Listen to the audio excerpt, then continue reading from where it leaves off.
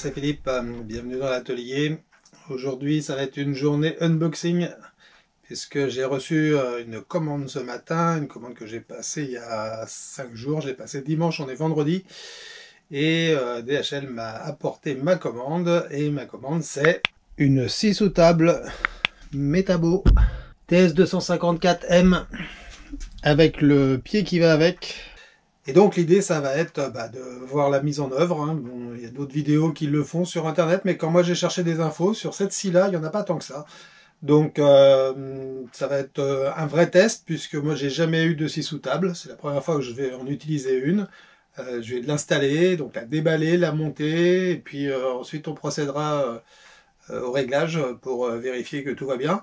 Je pense que je vais faire 2 vidéos, une vidéo pour l'unboxing et puis juste une coupe pour vérifier qu'elle fonctionne, et puis je ferai une autre vidéo pour détailler un peu les réglages, puisque une scie comme ça c'est intéressant si c'est bien réglé, sans ça ça a peu d'intérêt, donc cette partie là est très importante. Quand je me suis renseigné, quand j'ai choisi le modèle, j'ai pris des avis un peu à gauche à droite, sur internet évidemment. A priori, d'après ce que j'ai lu et ce qu'on m'a répondu, éventuellement à mes stories ou à mes demandes sur Insta, c'est que sans réglage, c'était déjà très précis. Ça sera l'occasion de le vérifier. Pourquoi j'ai choisi ce modèle? Pourquoi Metabo? Et en fait, j'ai fait une recherche sur les différents modèles du marché qu'il y avait actuellement. J'ai regardé les différentes possibilités, différentes gammes de prix, et j'ai considéré que dans cette gamme de prix, donc entre 400 et 500 euros, et ce modèle-là était très correct et avait de bonnes recommandations. Il y a d'autres modèles qui ont l'air aussi corrects. Certains un petit peu moins chers, avec éventuellement 2-3 petites faiblesses, on va dire. Des modèles plus chers, évidemment, encore mieux et plus performants et plus précis et tout ce qu'on veut, mais à un moment donné, il faut choisir sa gamme de prix, c'est ce que j'ai fait. L'autre raison du choix de Metabo, c'est que pour moi c'est une marque que j'utilise sur deux matériels depuis un certain temps, et que pour l'instant j'ai toujours été satisfait, donc c'était plutôt rassurant de continuer dans cette voie-là. Alors, qu'est-ce que j'ai comme produit? Moi, mon premier matériel Metabo, ça a été cette visseuse que j'ai depuis pas loin d'une dizaine d'années, qui a beaucoup servi et qui fonctionne toujours très bien. Alors évidemment, les batteries actuellement n'ont plus la capacité qu'elles avaient à l'origine, mais comme j'ai remarqué que ces boîtiers de batterie pouvaient se dévisser et donc s'ouvrir, je pense qu'un jour je vais me chauffer un peu et puis je vais me lancer, démonter, voir ce qu'il y a comme accu à l'intérieur et peut-être les changer. Voilà, en tout cas, très satisfait de ce matériel. Et l'autre machine que j'ai, c'est cette scie anglais que j'ai depuis, je sais pas, entre 2 et 3 ans. Je m'en suis pas mal servi déjà pour faire, entre autres, toutes les étagères ici dans l'atelier. Et tout l'établi. Donc pas mal de coupes de bastins, de chevrons et autres. Et ça s'est plutôt bien passé. Voilà, donc on va unboxer cette scie. C'est la première fois que je fais une vidéo d'unboxing, parce que souvent c'est pas passionnant, mais là c'est quand même un matériel un peu plus gros. J'imagine qu'il y a un peu de montage pour pouvoir mettre les accessoires, la protection et tout ça. Je vais filmer en accéléré parce que je pense pas que ça mérite d'être détaillé étape par étape, et par contre je ferai un petit débriefing à la fin et puis je vous expliquerai ce qui s'est passé, si ça s'est bien passé, pas bien, si j'ai eu des doutes ou des hésitations, et puis peut-être qu'il n'y aura rien à dire parce que tout aura été très bien, et puis on vérifiera que ça coupe quand même à la fin. Voilà, il n'y a plus qu'à.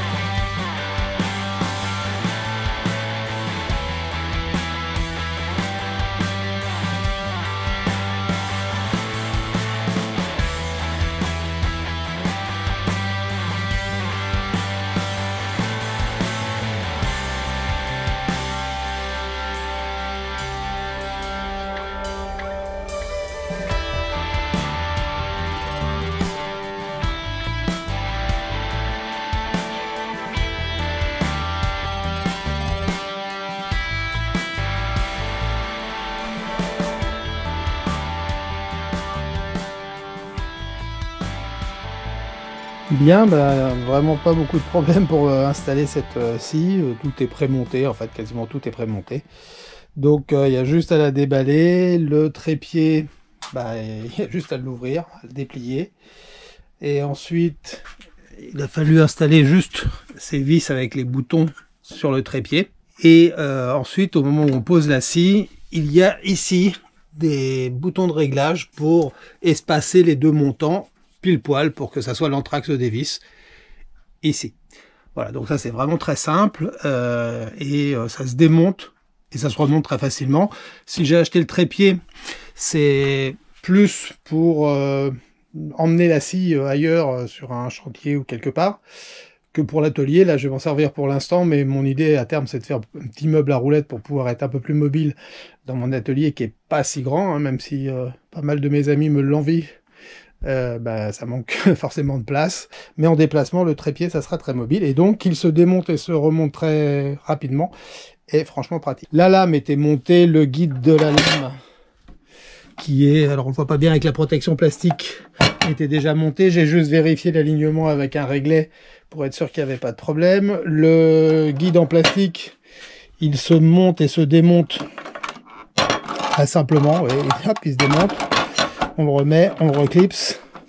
Voilà, donc ça permet de le mettre tout simplement et de pas travailler, d'éviter de travailler sans. Alors, on voit bien que tous les gens un peu habitués souvent font des choses en enlevant cette protection. Alors, il y a certains travaux comme les rainures et autres, on est obligé de l'enlever, mais pour toutes les coupes normales, il faut mieux l'avoir.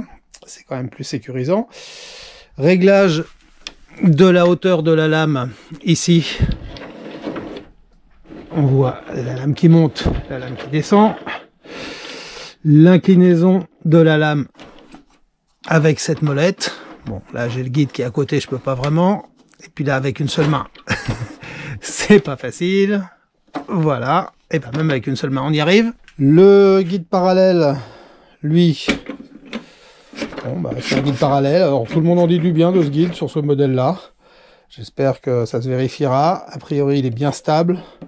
Il bouge pas trop, il bouge même pas du tout, là, quand je le bouge comme ça.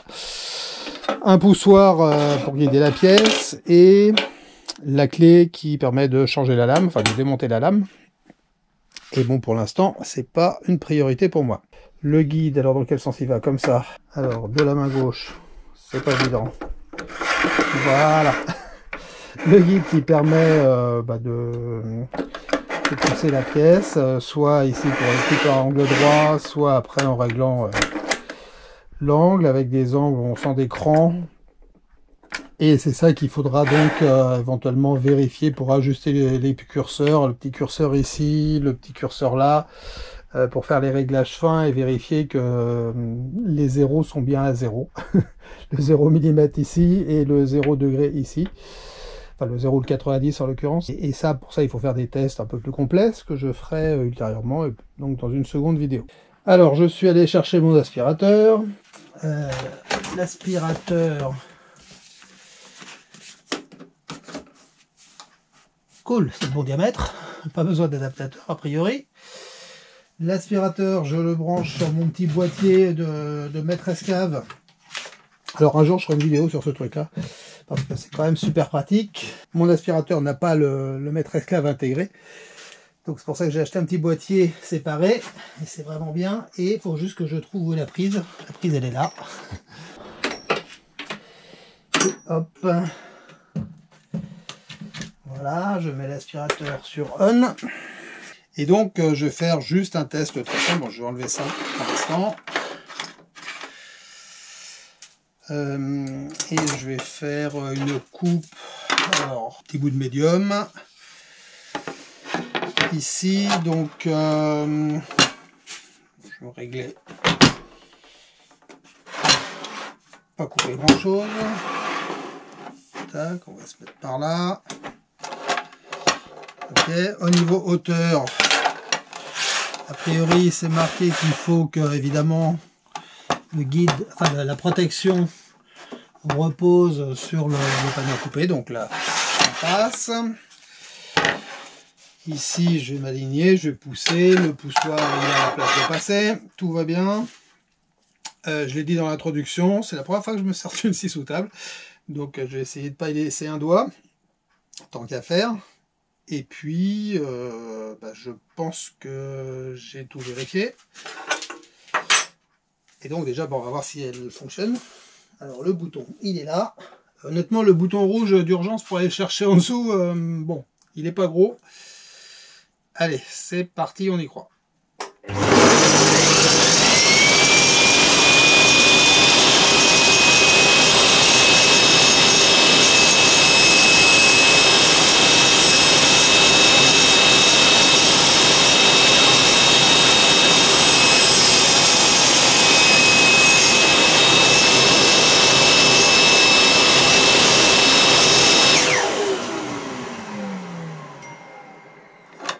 La lame s'arrête à une vitesse impressionnante. C'est pas un blocage net, mais en 3 fois rien de temps, la lame s'arrête. C'est assez incroyable. Je sentais même pas quand ça sciait, tellement ça coupe bien. C'est normal, c'est une scie neuve avec une lame neuve. Il n'y a pas de raison que ça coupe pas bien. Mais c'est quand même assez étonnant parce que je n'avais aucune sensation sur le poussoir d'action de la lame. C'est assez bluffant. Bon, ça a l'air droit, mais enfin, ça n'a pas trop de mérite.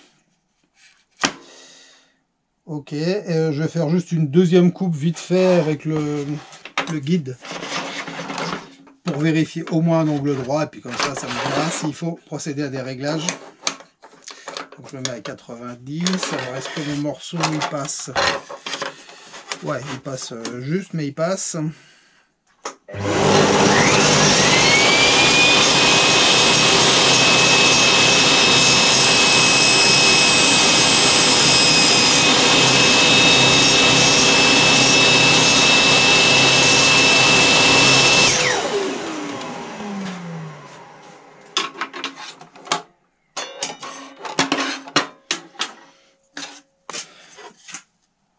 Un petit coup d'équerre qui me dit que en effet c'est parfaitement d'équerre. C'est bien, c'est ce que j'avais vu dans des commentaires, hein, qu'il n'y avait aucun réglage à faire, et en l'occurrence sur ce test. Donc la coupe grâce au guide parallèle de ce côté-là, et la coupe de ce côté-là grâce au poussoir, l'angle est parfait. Bien, voilà, c'était un unboxing très simple, vraiment pas de difficulté. Faudra donc vérifier les réglages plus en détail. C'est ce que je ferai ultérieurement. Je vais d'abord me familiariser un peu avec ça et puis y aller par étapes. C'est quand même un outil, ça reste une machine d'atelier, ça reste un outil potentiellement dangereux, il faut prendre des précautions. Je suis pas un extrémiste des équipements de protection et autres, mais avec ce genre de machine quand même, je suis bien conscient qu'il faut faire un petit peu attention. J'espère que ça a intéressé peut-être des gens qui hésitaient à acheter ce modèle-là, et ben voilà, ils auront la mise en œuvre de ce déballage sans surprise, sans difficulté aucune. Honnêtement, je pense que c'est pareil sur beaucoup de machines, hein, mais voilà, là ça illustre ce modèle-ci précisément. Voilà, si ça vous a intéressé, comme d'habitude, hein, un petit like, un petit commentaire, dites-moi si vous avez des questions, et je vérifierai sur la machine et je vous répondrai.